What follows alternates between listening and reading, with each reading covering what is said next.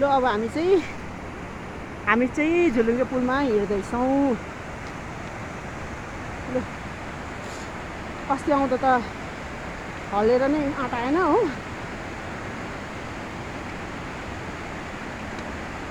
अब हाई पेसमा त हिँड्नु सक्दिनँ, स्लो पेसमा चाहिँ हिँड्छु म। यहाँ खदा तान्नु पर्दो रहेछ।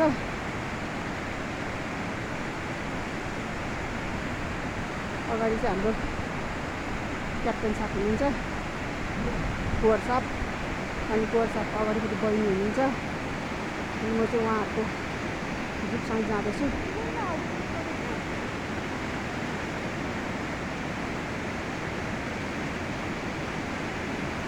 Yalla guys, let me go first. Look, you guys can take your own time, okay? I want to move first.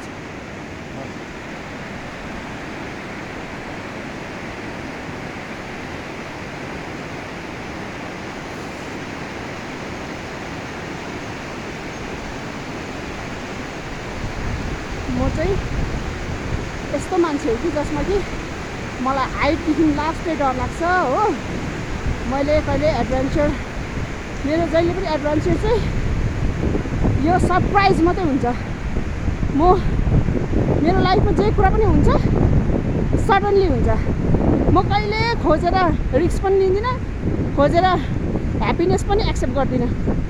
त्यो सबै कुरा सडनली गडले नै फेभर गरिदिएको होला। I rich the and point,